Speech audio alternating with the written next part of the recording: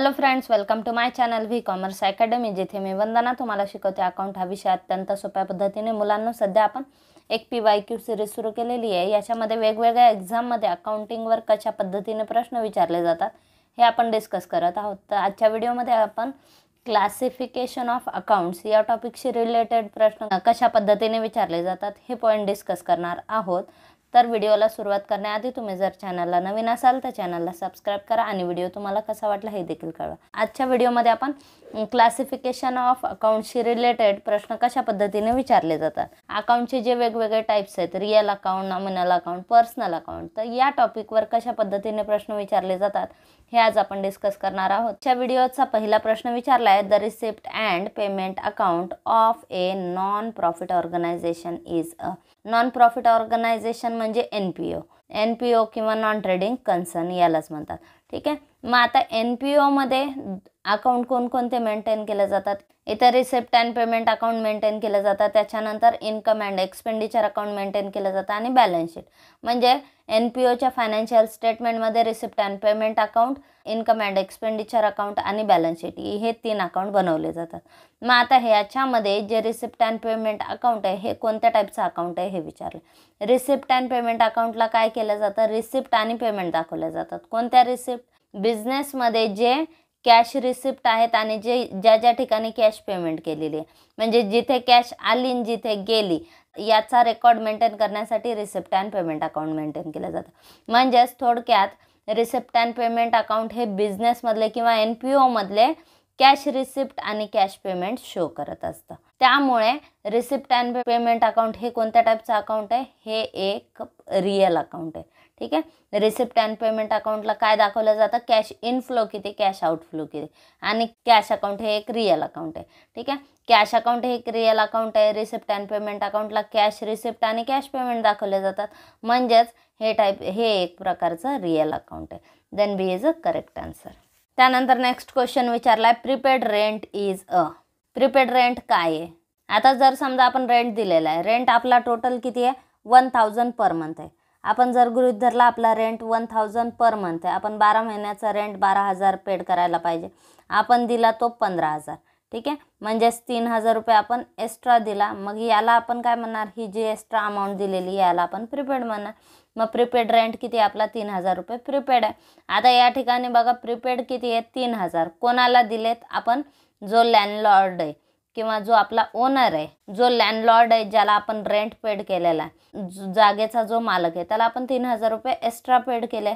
मग हे जे 3,000 आहेत हे कोणाला रिप्रेझेंट करतं? आपला खर्च ॲक्च्युली 12,000च आहे. रेंट नॉमिनल अकाउंटमध्ये किती येणार? 12,000 येणार. उरले किती? 3,000. हे 3,000 रुपये आपल्या मालकीचे आहेत. कोणाकडे आहेत? लँडलॉर्डकडे. ठीक आहे. मग हे कोणाला रिप्रेझेंट करणार? त्या लँडलॉर्डची लायबिलिटी. म्हणजे आपल्या मालकीचे पैसे आहेत कोणाकडे आहेत? ज्याला आपण रेंट ॲडव्हान्समध्ये दिला त्याच्याकडे. ठीक आहे. मग हे त्याचं अकाउंट रिप्रेझेंट करतं की आपले त्याच्याकडे 3,000 रुपये. म्हणजे हे कशामध्ये येणार? हे येणार पर्सनल अकाउंटमध्ये. प्रीपेड एक्सपेन्सेस, आउटस्टँडिंग एक्सपेन्सेस, त्यानंतर प्रीपेड इन्कम म्हणजेच ॲडव्हान्समध्ये मिळालेले इन्कम आणि आउटस्टँडिंग इन्कम. तर हे सगळे जे अकाउंट आहेत, आउटस्टँडिंग आणि प्रीपेडचे अकाउंट, हे सगळे पर्सनल अकाउंटमध्ये येतात. ठीक आहे. मग कोणत्या अकाउंटमध्ये मोडतात? ते रिप्रेझेंटेटिव्ह पर्सनल अकाउंटमध्ये. मग प्रीपेड रेंट हे कोणतं अकाउंट आहे? एक पर्सनल अकाउंट आहे. आणि रिप्रेझेंटेटिव्ह पर्सनल अकाउंट हे पर्सनल अकाउंटचाच एक प्रकार आहे. ठीक आहे. त्यामुळे प्रीपेड रेंट कशामध्ये येणार? पर्सनल अकाउंटमध्ये येणार. क्वेश्चन काय विचारलाय? Prepaid rent is a, then answer is A, personal account. त्यानंतर पुढचा प्रश्न आहे, commission received is. Commission received, commission मिळालं, आपल्याला मिळालेलं कमिशन आपलं उत्पन्न आहे. एक्सपेन्सेस, लॉसेस, इन्कम, गेन्स, तर हे सगळे कशामध्ये येतात? हे येतात नॉमिनल अकाउंटमध्ये. नॉमिनल अकाउंटचा रूलच काय? Debit all expenses and losses, credit all income and gains. ठीक आहे. त्यामुळे बिझनेसचे जे एक्सपेन्सेस, लॉसेस आहेत, इन्कम, गेन्स आहेत, हे कशामध्ये येतात? नॉमिनल अकाउंटमध्ये येतात. ठीक आहे. कमिशन हे आपलं उत्पन्न आहे, त्यामुळे ते सुद्धा कशामध्ये येणार? नॉमिनल अकाउंटमध्ये. Then B is a correct answer. त्यानंतर नेक्स्ट, ट्रेडमार्कीचं ऑप्शन काय दिले? Tangible real account, intangible real account, representative personal account आणि नॉमिनल अकाउंट. ओके. आता या ठिकाणी बघा ट्रेडमार्क म्हणजे काय? आपल्या बिझनेसची जे व्यापार चिन्ह असतं तर त्याला काय म्हणतात? त्याला म्हणतात ट्रेडमार्क. आणि ते व्यापार चिन्ह म्हणजे आपल्या व्यवसायाची ओळख आहे, आपली ॲसेट आहे, आपलं अस्तित्व आहे, बिझनेसचं अस्तित्व त्याच्याद्वारे दर्शवलं जातं. ठीक आहे. त्यामुळे ट्रेडमार्क ही आपली ॲसेट आहे. मग ती कोणती ॲसेट आहे? आता ट्रेडमार्क ही कोणती ॲसेट आहे? ट्रेडमार्क ही इनटँजेबल ॲसेट आहे. ट्रेडमार्क चिन्ह दिसतं तर आहे, दिसतं आपल्याला ते लिहिलेलं, आपण ते वापरतो, पण as a asset physical thing म्हणून आपण त्याला टच करू शकतो का? नाही. किंवा त्याचा उचलू शकतो का ट्रेडमार्क? तुम्ही एका ठिकाणाहून दुसऱ्या ठिकाणी ते नेऊ शकता का? मूव्ह करू शकता का? नाही. त्यामुळे ट्रेडमार्क ही बिझनेसची ॲसेट आहे, बिझनेसची ओळख आहे. ती कोणती ॲसेट आहे? ती इनटँजेबल ॲसेट आहे. आणि ॲसेट कोणत्या अकाउंटमध्ये मोडतात? ॲसेट येतात रिअल अकाउंटमध्ये. आता ट्रेडमार्क ही कोणती ॲसेट आहे? इनटँजिबल ॲसेट आहे आणि ती रिअल अकाउंटमध्ये येणार. ठीक आहे. ट्रेडमार्क ही आपली काय आहे? ट्रेडमार्क ही आपली इनटँजेबल ॲसेट आहे आणि त्यामुळे ते कशामध्ये येणार? इनटँजेबल रिअल अकाउंटमध्ये. Then B is a correct answer. त्याच्यानंतर नेक्स्ट क्वेश्चन आहे गुडविल अकाउंट इज. ट्रेडमार्क जशी आपली इनटँजेबल ॲसेट आहे तशीच गुडविलसुद्धा आपली इनटँजेबल ॲसेट आहे. गुडविल म्हणजे काय? बिझनेसची असलेली प्रसिद्धी, ख्याती. आणि गुडविल ही ॲसेट आहे. ॲसेट असल्यामुळे ती कशामध्ये येणार? रिअल अकाउंटमध्ये. ॲसेट कशामध्ये मोडतात? रिअल अकाउंटमध्ये. Then B is a correct answer. त्यानंतर पुढचा प्रश्न आहे account relating to income and expenditure and profit and loss account is called. Income and एक्सपेंडिचरला आणि प्रॉफिट अँड लॉसला जे अकाउंट आपण शो करतो, म्हणजेच इन्कम अँड एक्सपेंडिचर अकाउंटशी रिलेटेड किंवा प्रॉफिट अँड लॉस अकाउंटशी रिलेटेड जे अकाउंट आहेत किंवा जे आयटम्स आहेत तर त्यांना काय म्हणतात हे विचारलं. ठीक आहे. ऑप्शन दिले real account, nominal account, personal account आणि D none of the above. Income and expenditure अकाउंटला आपण बिझनेसचे इन्कम दाखवणार, रेव्हेन्यू इन्कम, आणि रेव्हेन्यू एक्सपेन्सेस दाखवणार. प्रॉफिट अँड लॉस अकाउंटला सुद्धा आपण आपले बिझनेसचे रेव्हेन्यू इन्कम दाखवतो आणि रेव्हेन्यू एक्सपेन्सेस दाखवतो. आणि इन्कम अँड एक्सपेन्सेस हे नॉमिनल अकाउंटमध्ये मोडतात. बिझनेसचे जे रेव्हेन्यू इन्कम अँड एक्सपेन्सेस आहेत किंवा गेन लॉसेस आहेत तर हे सगळे कुठे दाखवले जातात? हे प्रॉफिट अँड लॉस अकाउंट किंवा इन्कम अँड एक्सपेंडिचर अकाउंटला दाखवले जातात. आणि इन्कम, एक्सपेन्सेस, लॉसेस तर हे सगळे नॉमिनल अकाउंटमध्ये मोडतात. नॉमिनलचा रूल काय? Debit all expenses and losses, credit all income and gain.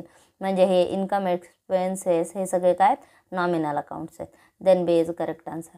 त्यानंतर next capital account is a dash account. Capital account हे कोणत्या टाईपचं अकाउंट आहे हे विचारलं. कॅपिटल अकाउंट हे ओनरची ॲसेट रिप्रेझेंट करतं. ओनरची किंवा जो पार्टनर आहे, भागीदार आहे, तर त्याच्या अकाउंटवर त्याला बिझनेसमधून किती पैसे द्यायचे ते देणं रिप्रेझेंट करतं. म्हणजेच मालकाच्या मालकीचे, बिझनेसमध्ये ओनरच्या मालकीचे किती पैसे आहेत हे दाखवतं कॅपिटल अकाउंट. ठीक आहे. मग कॅपिटल अकाउंट हे कोणतं अकाउंट आहे? पर्सनल अकाउंट आहे. पर्सनल अकाउंट म्हणजे पार्टनरचं जे पर्सनल अकाउंट असतं किंवा ओनरचं जे वैयक्तिक अकाउंट आहे ते कॅपिटल अकाउंट म्हणून रिप्रेझेंट केलं जातं.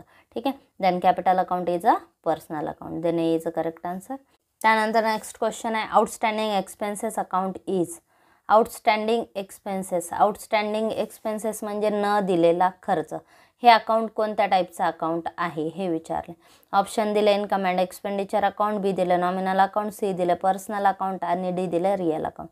ठीक आहे. आउटस्टँडिंग एक्सपेन्सेस म्हणजे न दिलेला खर्च. समजा आपण वेजेस आपण 20,000 रुपये दिलेले नाही आहेत, वर्करला वेजेस द्यायचे आहेत, 20,000 रुपये आपण दिलेल्या नाही आहेत, आउटस्टँडिंग आहे. ठीक आहे. मग हे जे आउटस्टँडिंग एक्सपेन्सेस आहेत, आउटस्टँडिंग वेजेस आहे, हे आपली लायबिलिटी दर्शवतं. कोणाच्या प्रती? वर्करला आपल्याला किती पैसे द्यायचे हे रिप्रेझेंट करतं आउटस्टँडिंग एक्सपेन्सेस अकाउंट. ठीक आहे. म्हणजेच आपला न दिलेला खर्च किती, पर्टिक्युलर व्यक्तीला किंवा एखाद्या व्यक्तीला आपल्याला किती द्यायचे आहेत, किती पैसे द्यायचे आहेत, तर त्या व्यक्तीचं देणं दर्शवतं कोणतं अकाउंट? Outstanding expenses account. त्यामुळे ते पर्सनल अकाउंट आहे. कोणतं पर्सनल अकाउंट आहे? ते रिप्रेझेंटेटिव्ह पर्सनल अकाउंट आहे. ठीक आहे. मग आउटस्टँडिंग एक्सपेन्सेस, फक्त एक्सपेन्सेस जर असेल तर ते नॉमिनल अकाउंट येतं आणि आउटस्टँडिंग एक्सपेन्सेस असेल तर ते पर्सनल अकाउंटमध्ये येतं. ठीक आहे. Then C is a correct answer. त्यानंतर नेक्स्ट क्वेश्चन आहे drawing account is. Drawing account हे काय? ड्रॉइंग म्हणजे काय? उचल. पार्टनरनी किंवा ओनरनी बिझनेसमधून किती फंड उचललेला, त्याने बिझनेसमधला किती फंड पर्सनल कामासाठी यूज केलेला आहे, तर ते अकाउंट दर्शवणारी, त्याची ती उचल दर्शवणारं जे अकाउंट असतं तर याला ड्रॉइंग अकाउंट म्हणतात. ठीक आहे. आणि ड्रॉइंग अकाउंट काय रिप्रेझेंट करतं की भागीदारांनी किंवा पार्टनरनी बिझनेसमधून किती फंड उचललेला आहे, विड्रॉ केलेला आहे हे दर्शवतं. म्हणजेच त्याचं पर्सनल अकाउंट किती कमी होतं आहे हे ह्या अकाउंटद्वारे शो होतं. ठीक आहे. त्यामुळे ड्रॉविंग अकाउंट हे एक कोणतं अकाउंट आहे, पर्सनल अकाउंट आहे. ठीक आहे. Then B is a correct answer. Drawing म्हणजे काय, पार्टनरनी किंवा ओनरने बिझनेसमधून किती फंड उचललेला आहे किंवा विड्रॉ केलेला आहे तर ते रिप्रेझेंट करतं ड्रॉविंग अकाउंट. त्यामुळे ते एक कोणतं अकाउंट आहे, ते एक पर्सनल अकाउंट आहे. ठीक आहे. Then B is a correct answer. त्यानंतर नेक्स्ट क्वेश्चन आहे, according to the double entry system salary paid to clerk Ramesh is a. आता या ठिकाणी अकॉर्डिंग टू डबल एंट्री सिस्टीमनुसार आपण सॅलरी पेड केली क्लर्कला, रमेशला. आता सॅलरी आपण कोणालाही पेड केली, सॅलरी हा खर्च आहे. मग ती सॅलरी आपण रमेशला पेड केली, सुरेशला पेड केली, राजेशला पेड केली, कोणालाही पेड केली तरी तो एक्सपेंडिचर आहे आणि एक्सपेंडिचर आहे. त्यामुळे सॅलरी अकाउंट तिथे काय होणार, डेबिट होणार. सॅलरी एक्सपेंडिचर आहे आणि एक्सपेंडिचर नॉमिनल अकाउंटमध्ये येतात. ठीक आहे. त्यामुळे इथं काय विचारलं, इथं फक्त कन्फ्युजन क्रिएट केलं की रमेशला सॅलरी दिली. आउटस्टँडिंग सांगितली असती सॅलरी रमेशची तर ती आपली कशामध्ये येणार, पर्सनलमध्ये येणार. ठीक आहे. पण इथं काय सांगितलं आहे, सॅलरी पेड केली कोणाला, रमेशला. ठीक आहे. सॅलरी पेड केली, आपण एंट्री काय करणार, सॅलरी हा खर्च आहे, debit all expenses and losses. ठीक आहे. सॅलरी अकाउंट डेबिट होणार. टू सॅलरी दिली म्हणजे कॅश गेली, कॅश चालली आहे. ठीक आहे. क्रेडिट आउट गोज आउट, मग टू कॅश अकाउंट. मग एंटर काय येणार, salary account debit to cash account. ठीक आहे. मग आता इथे सॅलरी काय, सॅलरी खर्च आहे. त्यामुळे सॅलरी अकाउंट कोणत्या हेड खाली येणार, सॅलरी अकाउंट हे नॉमिनल अकाउंट आहे. Then C is a correct answer. Option दिले रिअल ट्रान्झॅक्शन, बी दिले पर्सनल ट्रान्झॅक्शन, सी दिले नॉमिनल ट्रान्झॅक्शन, डी दिले both real and personal transaction. Salary paid केली आपण, खर्च दिला, मग ते खर्च आहे, एक्सपेंडिचर आहे आणि एक्सपेंडिचर नॉमिनल ट्रान्झॅक्शनमध्ये येतात, त्या नॉमिनल अकाउंटमध्ये मोडतात. त्यामुळे सॅलरी जर पेड केली तर ते काय, nominal transaction. Then C is correct answer. त्यानंतर नेक्स्ट क्वेश्चन आहे, इन्कम अँड एक्सपेंडिचर अकाउंट हे कोणत्या टाईपचं अकाउंट आहे हे विचारलंय. इन्कम अँड एक्सपेंडिचर अकाउंट हे NPO किंवा नॉन प्रॉफिट ऑर्गनायझेशनद्वारे अकाउंट मेंटेन केलं जातं आणि प्रॉफिट अँड लॉस ऐवजी इन्कम अँड एक्सपेंडिचर अकाउंट बनवलं जातं आणि याच्यामध्ये बिझनेस चेक्स, इन्कम, एक्सपेन्सेस शो केले जातात. पर्सनलचा रूल काय सांगतो आपल्याला, काय असतो, debit the receiver, credit the giver. म्हणजे व्यक्ती आणि संस्था यांचे जे अकाउंट आहेत ते पर्सनल अकाउंटमध्ये येतात. रिअल अकाउंटमध्ये कोणते येतात, ॲसेट्स येतात. नॉमिनल अकाउंटमध्ये सगळे एक्सपेन्सेस, लॉसेस, इन्कम, गेन्स येतात. ठीक आहे. आणि आपण इन्कम अँड एक्सपेंडिचर अकाउंटला सगळे बिझनेसचे जे रेव्हेन्यू इन्कम आहेत, रेव्हेन्यू गेन आहेत किंवा रेव्हेन्यू एक्सपेन्सेस आहेत, रेव्हेन्यू लॉसेस आहेत ते आपण शो करत असतो. त्यामुळे हे एक नॉमिनल अकाउंट आहे. Then C is a correct answer. त्यानंतर एक लास्ट क्वेश्चन घेऊ, prepaid rent is a dash. Prepaid rent काय आहे, प्रिपेड रेंट ऑप्शन दिले nominal account, real account, personal account, D more than one of the above, E none of the above. Okay. आता या ठिकाणी बघा, prepaid rent आपण rent paid केला, prepaid म्हणजे जास्तीचा रेंट पेड केला, म्हणजे आपला टोटल रेंट 12,000 होता, आपण पेड केला 15,000. ठीक आहे. 3,000 रुपये आपण जास्तीचे पेड केले, मग हे जे 3,000 आहे ते याला आपण प्रीपेड म्हणा. आणि हे जे प्रीपेड आहे हा रेंट जे हे नॉमिनल अकाउंट आहे, पण हे जे ॲडव्हान्समध्ये आपण दिलेले आहेत, हे ॲडव्हान्समध्ये आपण दिलेले पैसे आपण ते कोणाला दिले, समजा आपण एक्सला दिलं आहे, प्रीपेड रेंट आपण एक्सला दिलं आहे तर ते एक्सचं अकाउंट रिप्रेझेंट करतं. एक्सकडे आपले 3,000 रुपये जास्तीचे दिलेले आहेत, एक्सकडे आपले 3,000 रुपये आहेत हे दाखवलं जातं. त्यामुळे हे अकाउंट, प्रीपेड रेंट अकाउंट हे एक्सकडे आपले किती पैसे आहेत हे रिप्रेझेंट करतं. त्यामुळे हे कोणतं अकाउंट आहे, हे एक पर्सनल अकाउंट आहे. Then C is a correct answer. Prepaid rent, outstanding rent हे कशामध्ये येतात, हे पर्सनल अकाउंटमध्ये मोडतात. हे एक टाईपचं रिप्रेझेंटेटिव्ह पर्सनल अकाउंट आहे. ठीक आहे. तर हे झाले व्हेरियस एक्झाम्समधले PYQ questions. Classification of accounts या टॉपिकशी रिलेटेड काही MCQ क्वेश्चन आपण आज डिस्कस केले. तर आजचा व्हिडिओ तुम्हाला कसा वाटला हे कमेंट बॉक्समध्ये नक्की कळवा. चॅनल अजून सबस्क्राईब केलं नसेल तर चॅनलला सबस्क्राईब करा, व्हिडिओला लाईक करा, शेअर करा आणि सबस्क्राईब करा. थँक्यू.